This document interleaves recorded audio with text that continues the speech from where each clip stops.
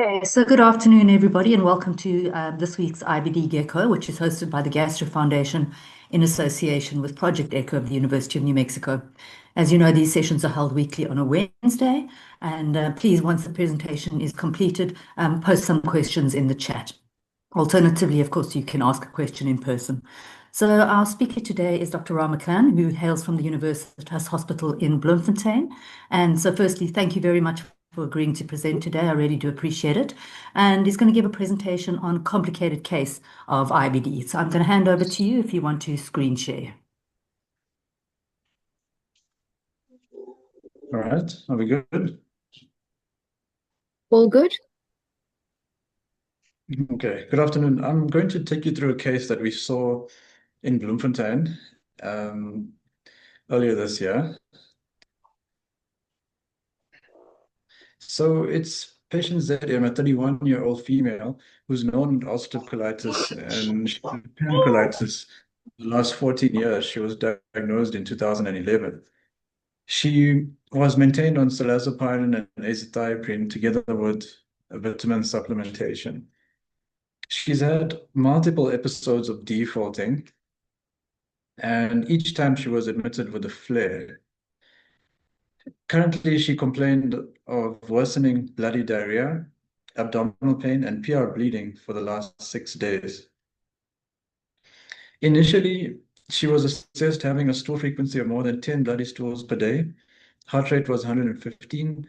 Her temperature was 38.5 degrees Celsius.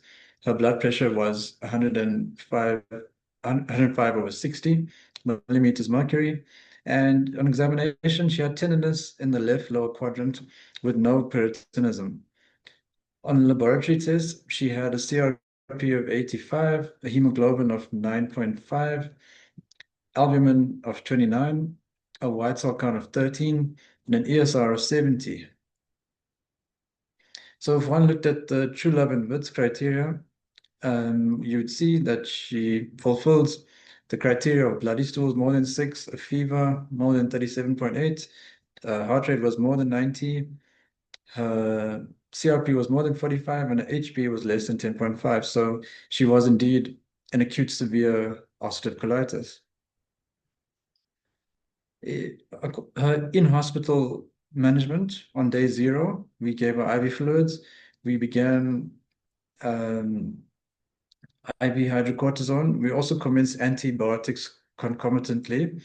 We started thromboprophylaxis. We did TB screening and a mantle skin test in the event we may need to use infliximab rescue therapy. We also took stool for cultures and we took a C. diff PCR. On the X-ray, we saw that there was no toxic megacolon. The transverse colon diameter was 5.3 centimeters and there was no free air under the diaphragm. We then proceeded to do a flexible sigmoidoscopy for her. We found that there were deep ulcerations, there was spontaneous bleeding. She had a Mayo 3 colitis. We also took biopsies for CMV. And what was interesting is that we saw there was an impression of a vesicorectal fistula. There was a serous yellow fluid draining into the rectum. We then stopped at 42 centimeters, and the scope was not completed due to the acute flare and the inherent risk of perforation. So, due to the possibility of there being a vesicorectal fistula, we proceeded to do a CT scan, but instead we found that she had a lead pipe colon with loss of haustra. The ascending colon was diffusely thickened with an occlusive mass in the cecum that was suggestive on imaging of either an abscess or a malignancy. The sigmoid also was perforated and there was the formation of a lower pelvic or mental mass with encapsulated fluid collections and free air within the mass. There was free fluid within the pouch of Douglas with abscess formation there as well. Here's the image of the cecal mass, a still image. And here we can see the sigmoid perforation and collection that's developing. I will now show you the videos of the CT scan.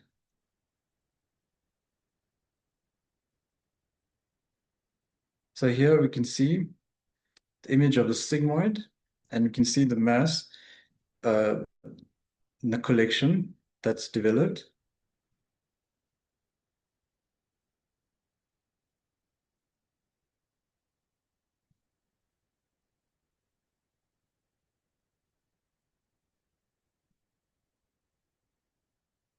And here we see the cecal mass that was also seen on CT scan.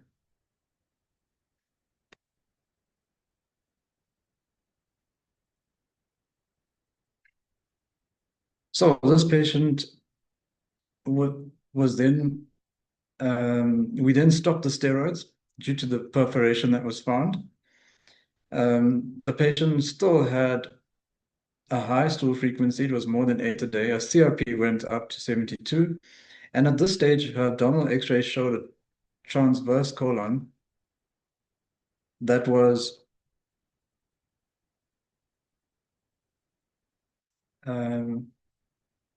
just want to double check. Okay. Her transverse colon showed a diameter of 6 centimeters.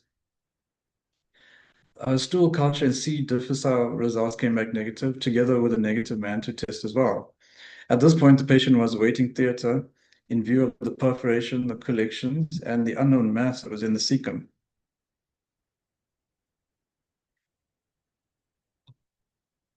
At surgery, a total colectomy was performed and an end ileostomy. Post-operatively, the patient recovered well. She was discharged 6 days post-operative, and she was planned for future completion proctectomy and IPAA, ileal pouch anal anastomosis, in 6 months' time. So I use this opportunity to review acute severe ulcerative colitis. It's a life-threatening emergency and has a 1% mortality. Colectomy rates remain high despite advances in medical IBD therapy, including new biologics. 12% to 25% of ulcerative colitis patients will have acute severe ulcerative colitis in their lifetime, and 30 to 40% fail medical therapy and will require colectomy. We use a diagnosis criteria from the True Love and BITS criteria. And you can see the grading: mild, moderate, and severe. The patient that we discussed was severe. One would work up the patient on admission, doing a stool culture and a PCR for Clostriditis difficile, because Clostriditis difficile is associated with a higher morbidity and mortality. Therefore, early diagnosis is essential. One would also want to obtain imaging, abdominal x-rays and CT abdomen, depending on availability, to look at toxic megacolon perforations and abscesses. One would also want to perform a flexible sigmoidoscopy to grade the severity according to the Mayo criteria, and also biopsy for CMV, because cases with CMV are associated with an increased need for rescue therapy and a longer hospital stay. So when one looks at the Mayo endoscopic score, we have Mayo 0, 1, 2, and 3. The initial management of the patient, there are short-term goals and long-term goals. So short-term, you want to achieve hemodynamic stability. You want to have symptomatic improvement. And long-term, you want the patient to reach clinical remission, where there will be symptom resolution, and then you'll also get endoscopic and histological remission as well. You would support the patient with fluids and electrolytes. You'd prevent thromboembolism, since these patients are at high risk of venous thromboembolism. You'd use blood products as required. Especially you transfuse them if the HP is less than 7, or if it's less than 9 and the patient is hemodynamically unstable, and if they have cardiac disease. Antibiotics are not routinely given. However, in patients with peritonitis, fever, fulminant infective colitis, or toxic megacolon, one would use them. So you'd want to avoid using anti-motility agents, opioids, anticholinergic medications, since they can precipitate toxic megacolon. NSAIDs are also avoided since they exacerbate inflammation and increase the risk of complications. So when one looks at the management of acute severe You'd want to get your stool cultures done, do your blood workup, perform a CT scan if it's available at your center, and then proceed to endoscopic assessment to assess for CMV. One would provide thromboprophylaxis and not use systemic antibiotics unless indicated, and continue with enteral nutrition. First line drug therapy would be IV corticosteroids. And if you would evaluate after day 3 to 5, and then if that fails, you would then continue on to second line therapy, which may be an anti-TNF like infliximab, or you consider something like cyclosporin, vedolizumab, or ustekinumab, or even tofacitinib. And if that fails, one would then consider changing to another second line therapy, or a colectomy is always considered at each stage. So steroid therapy is the gold standard for induction of remission. One could use methylprednisolone or hydrocortisone. Most patients would respond after 5 days of therapy. One could then use the Oxford criteria, which can be used on day 3 to identify which patients may fail induction with steroid therapy and are at greater risk of colectomy. So you look at a CRP greater than 45, and if they still have more than 8 bowel movements per 24 hours on day 3 of corticosteroids. And there's an 85% chance of colectomy if one of these criteria are met. Second line therapy, one could use infliximab or cyclosporin. Close monitoring is required because should the patient need colectomy, it should be done timeously. Corticosteroid can be maintained alongside the salvage therapy. However, one must remember cyclosporin is not suitable for patients with comorbidities and renal impairment since it's nephrotoxic and requires very close monitoring. With infliximab, one would use 5 milligrams per kg infusion at 0, 2, and 6 weeks. And one would observe the clinical response in 3 to 5 days. If no response in 5 days, one could consider giving a second infusion of 10 milligrams per kg. And if there's no response in 5 days, you could repeat the infusion 4 weeks later. And if there's no response, one would consider a colectomy thereafter. Also good to remember the contraindications for biologic therapy: active uncontrolled infections, latent or untreated tuberculosis, demyelinating diseases, heart failure, and malignancy.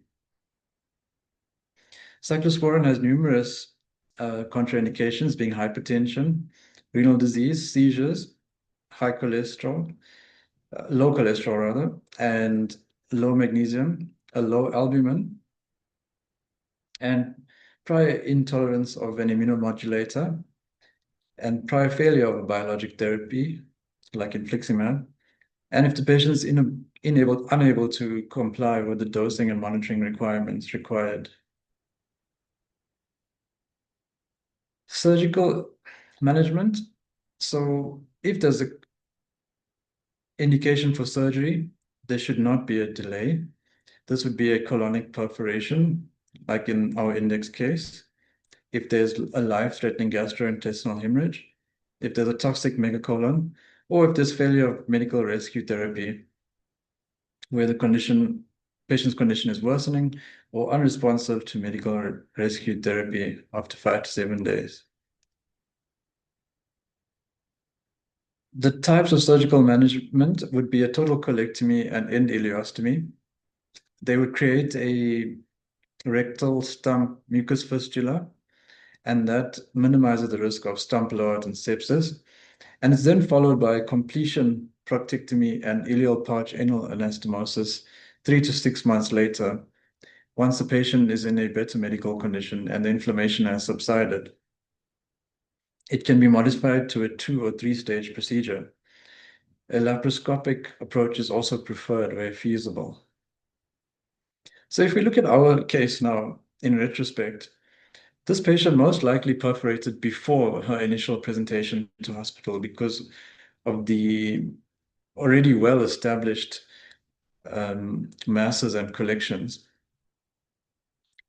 Initially, we had given steroids in the setting of a perforation, but it was stopped promptly after the perforation was discovered. And a patient factor being the persistent defaulting of medication did not allow for the patient to achieve long-term remission. So I also use the opportunity to review the relevant echo guidelines that apply to this case. Recommendation number 10, the echo guidelines support cross-sectional imaging and lower endoscopy when there is worsening of GI symptoms. And they also talk about excluding infective etiologies such as Clostridioides or CMV. Also, the echo guidelines number 23 suggests a CT scan rather than plain abdominal radiography for a toxic megacolon. If one looks at the screening recommendations, screening colonoscopy should be performed on all IBD patients 8 years after the onset of first symptoms to assess disease extent and exclude dysplasia. That's also applicable to this case. And if you look at surveillance, um, patients who are high risk should have shortened intervals regarding their surveillance. So if we look at the risk of malignancy in this case, this patient had a prolonged use of azathioprine, which alone increases the risk of malignancy. And her long-standing disease, which was greater than 8 years, also increases the risk of malignancy.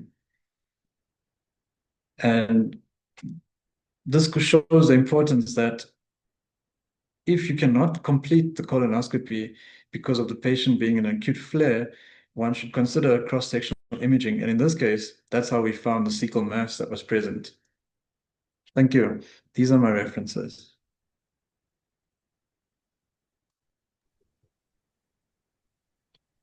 Great. Thank you so much for an excellent presentation on what is an incredibly important subject. So I don't see any questions in the chat yet. So I'm just going to ask you one or two. In your reading up of the treatment of acute severe UC, what sort of evidence did you uncover for tofacitinib? I know it's not yet considered standard of care, but did you come across much? Yes, I did see it is a consideration um, of late. Although I still think infliximab would be the gold standard for an acute severe flare. However, I did notice there was emerging data showing that it can be used as a rescue therapy as well. Absolutely. I think, it works incredibly fast. So it probably Mm. will be quite a good option in the future, with the exception that there's a possible increased risk of venous thromboembolic disease, which of course is another issue in acute severe ulcerative colitis. Um, just a couple of comments. So pain is the cardinal feature of Crohn's disease, but it's in fact very uncommon in ulcerative colitis to get severe pain. So if you do get a patient with severe pain, you need to think that there is a pending perforation. And these patients just go straight for a CT if there's a lot of pain. Abdominal X-ray is not going to pick up something that's really small. And just the other thing is the moment that you put corticosteroids into a patient, it masks the sign of perforation. So the patients are going to have a soft abdomen. They're not going to mount a fever. I've seen this a few times, and for me, the biggest clue that you're dealing with a perforation in somebody who seems to have responded is a tachycardia, persistent tachycardia. So again, I take that as quite a severe warning sign. And then just something that we often all forget to do is to let our surgical colleagues know as soon as we admit one of these very sick patients, because there's a good chance they're going to need a colectomy, and our surgical colleagues don't really appreciate that phone call at 5 o'clock on a Friday afternoon, which is sometimes the case. And another important thing is involve the stoma therapist early. You did allude to that this can be the first time presentation of ulcerative colitis, and it would be absolutely terrifying for a patient to be facing a stoma sort of 10 days after they're admitted without really understanding much about it. And just my final comment, is just don't be tempted to push on with corticosteroids. Everybody does do this. I know the patient's a little bit better, and you hope if you push on for one more day that they might turn the corner. Basically, you're just delaying the inevitable. And once these patients get to surgery, they are saturated with corticosteroids because one is pushed on too long. So very low threshold. Day 3, as you said, if they're not much better, then go straight for, and I agree with you, infliximab rescue therapy is my rescue therapy of choice. And don't be tempted to push on beyond 10 days with corticosteroids. So I don't know if you've got anything else you'd like to mention that you didn't have in your presentation. I just Yo, to we're losing you a confirm that little. Sorry, is that Chris? Yeah, we're I just losing wanted you a to little. You're using? We're losing you a little. Oh, you're losing me. Yeah, sorry. Now you're back on track. Thank you. Thank you. Okay. Anything else, Ram, that you might have wanted to I just mention want to say in? that the histology of the specimen, that the colon specimen actually confirmed it was the adeno-CA. So Oh, I just didn't include it in this presentation, but it was confirmed. Yeah. Is the patient going to have additional treatment, I assume, under oncology? Yes, she's scheduled for a repeat surveillance CT scan later this year. And Mm. then I think you did allude to it, but just in case anybody missed it, antibiotics are not part of the routine management of acute severe ulcerative colitis. You obviously used it because this patient was very toxic and had a very high fever. So I think that was entirely appropriate. But for the average sort of patient that one admits without a temperature like this, antibiotics, you're already worried about C. diff, so you don't want to mess with the microbiome too much. I'm not sure if any of your colleagues from Bloom are on the call, who are involved in this case and may want to comment. Wayne, Nonny, are either of you there? I think they had commitments today. Oh, okay, no problem. Anybody else want to comment? Chris? yeah. Thanks, Jill. Excellent, pertinent clinical pearls that you always smash us with. Thank you so much. But I wanted to ask Ram and you, why do you think biologics have not impacted on the need for colectomy in these sick patients? I mean, they've made such an impact on our patients with inflammatory bowel disease and in ulcerative colitis in general. You mean as rescue therapy? Well, no, I mean, the colectomy rates seem to be as prominent as they were prior to the biologic era. I think it's Yeah, probably, as we have at Critiscare, it's just access problem. We'd love to put all these patients onto biologics, but we just can't. We're confined in state practice. So you think, so it's just a skewed population group that are being looked at. Yes, no, of course, of course. I mean, we'd all in state practice like to use a lot more infliximab, and I'm quite sure this patient with the stormy course that had would have, of course, been put on infliximab in the past if it was allowed. At the moment, we've got incredibly limited access, and I'm sure it's the same for you guys in Bloom, eh, Ram? absolutely. We only have 5 slots currently. Hmm. That is Thanks. a big challenge for all of us. So, any Mm. questions from anyone else in the audience? Sorry, I can't see exactly who's on the call. So, if there are any other consultants from any of the other units or guys from private you want to comment, please do. Okay, so short and sweet one today then. So firstly, of course, thank you very much, Ron, for an excellent presentation. Really appreciate the input of our Thanks. other units across South Africa in these sessions. It's very, very valuable. Thanks also to Echo University of New Mexico and the Echo India team.